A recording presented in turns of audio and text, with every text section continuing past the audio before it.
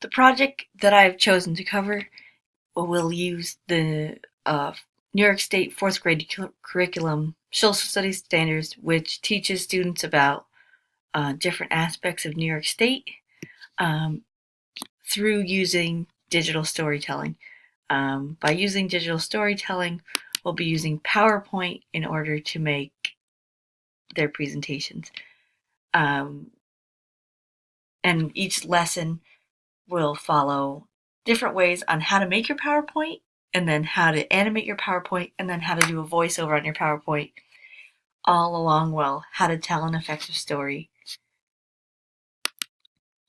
Um, while telling an effective story, this will also help with their English language arts standards for fourth grade, which is to understand a setting or an event.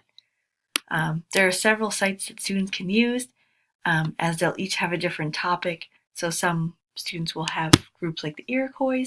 Um, some of them will have the women's rights movement. All different topics that they can choose from